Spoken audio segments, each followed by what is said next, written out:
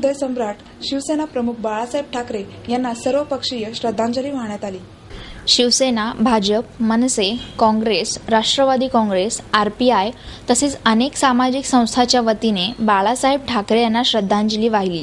यावेळी शिवसेनेचे ज्येष्ठ नेते आणि माजी कृषी मंत्री पृथ्वीराज सुतार, आमदार नीलम गोरे, महादेव बाबर, चंद्रकांत मुकाटे, भाजप आमदार माधुरी मिसाळ, भाजपचे शहराध्यक्ष विकास मटकरी, राष्ट्रवादीचे अंकुश काकडे, जयदेव गायकवाड, स्थायी समिती अध्यक्ष बाबूराव चांदेरे, काँग्रेसचे आमदार विनायक निमण, मोहन जोशी, RPIचे परशुराम वाडेकर आणि ज्येष्ठ व्यंगचित्रकार मंगेश तेंडुलकर उपस्थित होते। बाळासाहेबांच्या अनेक आठवणींना सर्व सदस्यांनी उजाळा दिला। बाळासाहेबांचा कणखरपणा, धडाडीपणा, रोखठोक वक्तव्य यांची अनेक गाजलेली भाषणे, त्यांचा माणुसकीपणा, जातभेद न मानणारे बाळासाहेब, शिवसेना कशी स्थापन झाली, तिची पुण्यातील वाटचाल कशी राहिली याबद्दल शशिकांत सुतार यांनी सांगितले। तर बाळासाहेब व्यंगचित्रकार म्हणून कसे होते याची माहिती व्यंगचित्रकार मंगेश तेंडुलकर यांनी दिली। तर सर्वांनी एकत्र येऊन बाळासाहेबांच्या पुण्यातील स्मारकांचा विचार केला पाहिजे असेही त्यावेळी उपस्थित मान्यवरांनी सांगितले। बाळासाहेब हे एक नामवंत वक्ते होते, उत्कृष्ट संघटक होते, उत्कृष्ट संपादक होते, उत्कृष्ट व्यंगचित्रकार होते, उत्कृष्ट कलावंत होते, लाखो लोकांचे प्रेरणास्थान होते, कलावंतांचे आधारस्थान होते आणि महाराष्ट्र धर्म आणि हिंदू धर्मासाठी एक विचारांचा सूर्य देणारा अग्निकुंड होतं।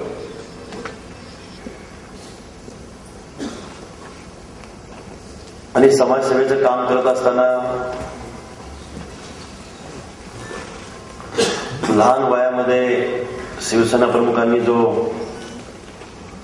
समाजसेवेसाठी भगवा ध्वज माझ्या हाती दिला होता,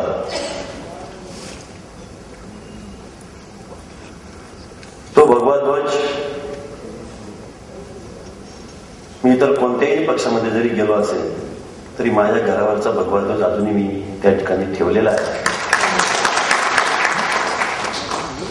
एखाद्या घरातील वडिलांचा आणि मुलाचं जर जमत नसेल आणि मुलगा दुसऱ्या घरात राहायला गेला असेल तरी सुद्धा वडिलकीचं नातं, वडिलकीचं प्रेम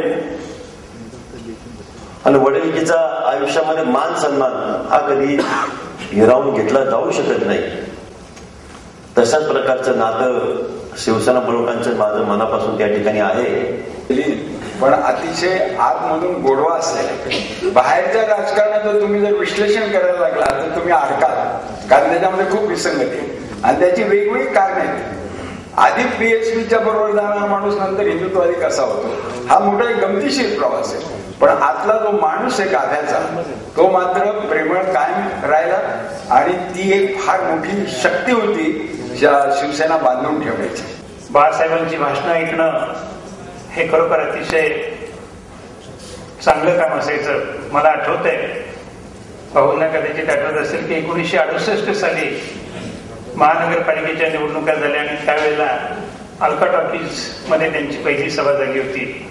छोट्यातल्या छोट्या कार्यकर्त्याला देखील त्यांनी अतिशय उच्च पदापर्यंत नेलं। नारायण राणेंचं उदाहरण असेल, भुजबळांचं उदाहरण असेल, गणेश नाईकांचं असेल, अर्थात ती मंडळी पुढे राजकीय मतभेद झाले म्हणून बाजूला गेली, पण बाळासाहेबांप्रती असलेला त्यांचा आदर त्यांनी कुठेही कमी होऊ दिलेला नाही। पुण्यापुरतं बोलायचं झालं तर श्री सुभाष सरवगोड यांच्या नेतृत्वाखाली, मार्गदर्शनाखाली आम्ही 14 तरुणांनी काम सुरू केलं आणि त्यानंतर हे सर्व काम पुण्यामध्ये फार मोठ्या प्रमाणामध्ये वाढलेलं आहे। शिवसेना प्रमुखांचे अनेक गुण आहे की जातीभेद मानत नव्हते आणि वक्त्यांनी या ठिकाणी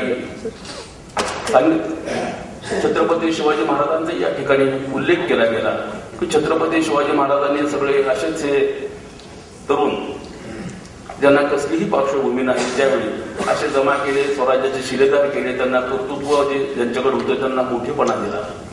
श्री नारायण राणे शिवसेनेचे त्यावेळेचे नेते होते, आमदार होते, त्यांच्यावरती आरोप झाले होते आणि विधानसभेचं अधिवेशन चालू असताना श्री नारायण राणे विरुद्ध सुटले सेशन कोर्टामध्ये, परंतु त्यावेळेचे गृहमंत्री श्री अरुण मेहता यांनी त्यावेळेस सांगितलं की आम्ही या नारायण राणे जे निर्दोष सुटलेले आहेत त्यांच्या विरुद्ध आम्ही त्यांच्या शिक्षा त्यांना व्हावी म्हणून अपील करणार आहे. तीव्र भावना होत्या त्या अनेक वेळेला त्यांच्याकडून आम्हाला ऐकायला मिळाल्या.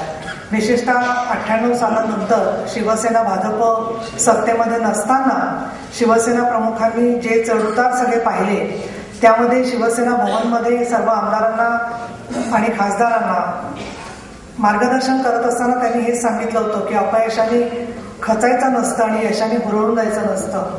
आणि त्याचबरोबर चंद्रबळ जे आहे ते कशावरून येतं तर जनता जनार्दनाला किती ओटी आणि किती भरती आहे याच्यानुसार ते चंद्रबळ मिळत असतं.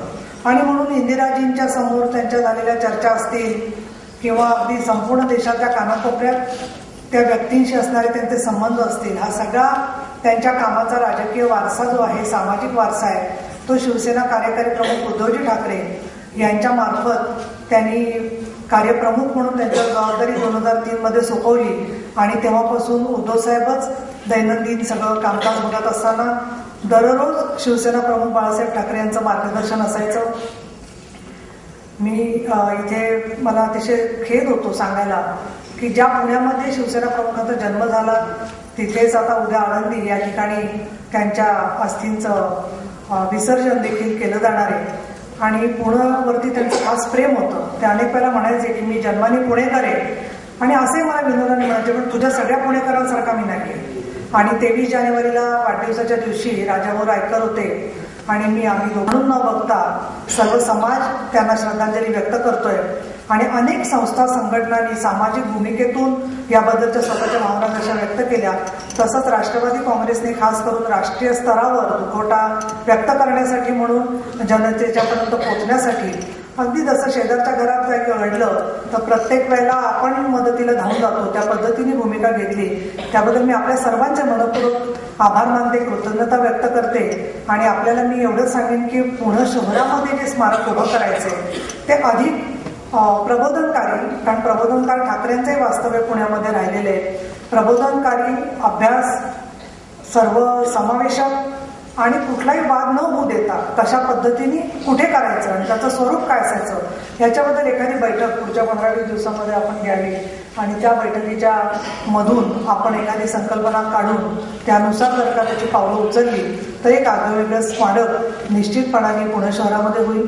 उद्धव साहेबांकडे जेव्हा काही ऋणी आहे. धन्यवाद. जय महाराष्ट्र. अस्थि विसर्जनचा कार्यक्रम श्री क्षेत्र आळंदी या ठिकाणी होणार आहे, तरी आपण सर्वांनी त्या ठिकाणी उपस्थित राहावं अशी मी शिवसेना पक्षाच्या वतीने या ठिकाणी विनंती करतो. गेल्या आघातामध्ये मी व माझे कुटुंबीय सामील आहोत व हे दुःख पचवण्याची ताकद ठाकरे कुटुंबियांना मिळो अशी मी ईश्वराकडे प्रार्थना करतो. त्यानंतर त्यांच्या चित्रामध्ये रेषा आपण दुर्बिणीतून पहा, मॅग्निफाइंग लेन्स मधून पहा, आकाशातून पडणाऱ्या विजेसारखी तुम्हाला दिसेल. तेच सामर्थ्य त्यांच्या विचारांचं आणि शब्दांचं होतं. सामान्य व्यंगचित्र चितारणारे सामान्य होऊन वापरणारे एक असामान्य नेते म्हणून माझ्या ते कायम लक्षात राहतील. त्यांच्या निधनाला माझ्याच घरातलं कोणीतरी जावं अशा